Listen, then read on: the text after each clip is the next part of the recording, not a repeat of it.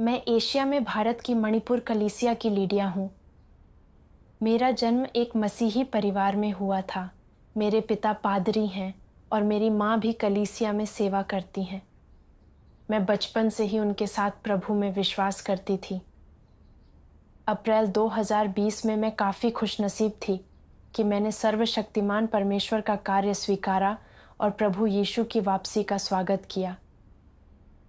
मैं बहुत खुश थी। तो क्या आपने अपने माता-पिता को बताया? हाँ, बताया। लेकिन मेरे पिता ने बिल्कुल नहीं सुना।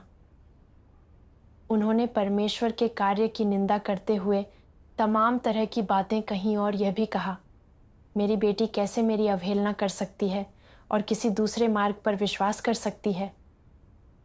मुझसे सर्वशक्तिमान परमेश्वर को अस्वीकार करवाने के लिए मेरे पिता ने सर्वशक्तिमान परमेश्वर की कलीसिया को बदनाम करने के लिए चीनी कम्युनिस्ट पार्टी द्वारा फैलाई गई सभी निराधार अफवाहों का जिक्र किया और मुझसे पूछताछ की, क्या तुम मेरी शिक्षाओं का पालन करोगी या उन चीनी लोगों का अनुसरण करोगी जो यीशु की वापसी का प्रचार करते हैं? मैंने कहा, मैं परमेश्वर का अनुसरण करूंगी। मेरे यह कहते ही मेरे पिता ने मेरे मुंह पर एक थप्पड़ मारा। उन्होंने मुझसे 2 बार और पूछा और दोनों बार मेरा जवाब वही रहा। हर बार जब मैंने जवाब दिया, उन्होंने मुझे थप्पड़ मारा। आपके पिता प्रभु की वापसी के प्रति इतने प्रतिरोधी थे। आप बहुत दुखी हुई होंगी? मैं दुखी थी। मैंने हमेशा अपने पिता पर भरोसा किया था और उनका सम्मान किया था।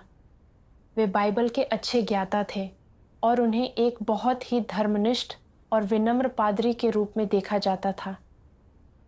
लेकिन मैंने कभी यह उम्मीद नहीं की थी कि जब वह प्रभु की वापसी का समाचार सुनेंगे तो वह बिल्कुल भी खोज नहीं करना चाहेंगे।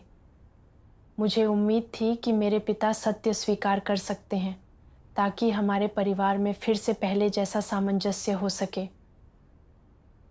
मुझे याद आया कि प्रभु यीशु ने कहा था, यह न समझो कि मैं पृथ्वी पर मिलाप कराने आया हूँ।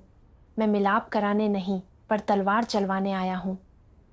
मैं तो आया हूँ कि मनुष्य को उसके पिता से और बेटी को उसकी माँ से और बहू को उसकी सास से अलग